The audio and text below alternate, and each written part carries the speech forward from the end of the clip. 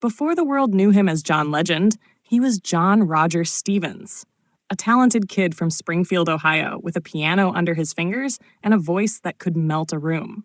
Today, the name John Legend feels almost prophetic, a title that fits the man who has become one of the most respected musicians of his generation. But what's fascinating is that the name wasn't something he invented for fame. It was a nickname that grew naturally, rooted in admiration, legacy, and destiny. The story begins long before the Grammys, Oscars, and global recognition. As a young man, John Stevens honed his craft in the late 1990s and early 2000s while studying at the University of Pennsylvania.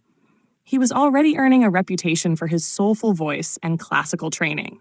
During those years, he worked as a session musician and vocalist, performing with emerging artists in the Philadelphia neo-soul scene. He played piano on Lauryn Hill's Everything is Everything, sang hooks for Kanye West, and began making a name for himself. Literally. The turning point came around 2001, when he began collaborating closely with Kanye West, who was then rising as a producer. Through those studio sessions, John met poet and musician Jay Ivey, who would unknowingly give him a name that stuck. After hearing John's voice, Ivey reportedly said, "Man, you sound like one of the legends. Like you've been here before." He began calling him John Legend as a term of respect and endearment, comparing him to soul icons like Marvin Gaye and Curtis Mayfield. At first, John was hesitant. The nickname Legend sounded big, too big. He worried it came off as arrogant, like calling himself something he hadn't yet earned. But friends and collaborators kept using it, insisting it fit him perfectly. They felt his sound had a timeless quality, like a blend of classic soul and modern polish that transcended trends. Over time, what started as a playful nickname became something deeper, a recognition of his old soul artistry and undeniable presence. Eventually, John decided to embrace it. He began performing and releasing music under the name John Legend, transforming a nickname into a statement of intent. It wasn't about ego. It was about expectation. He took the name seriously, understanding that it carried weight. It demanded excellence, artistry, and longevity. It set a standard he would have to live up to, and he did. When his debut album Get Lifted was released in 2004, the name John Legend already felt iconic.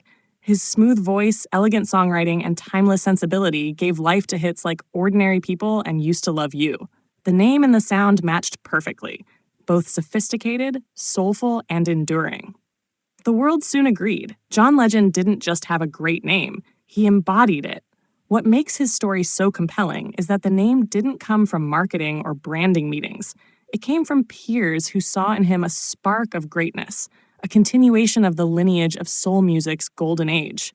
The name Legend became both prophecy and pressure, and John lived up to both with grace. His success across genres, pop, R&B, gospel, and film, has since made that name not just fitting, but deserved.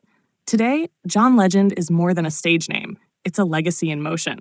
It represents authenticity, class, and timeless artistry. From church choirs in Ohio to global stages, he has proven that sometimes the name you're given is the one you grow into.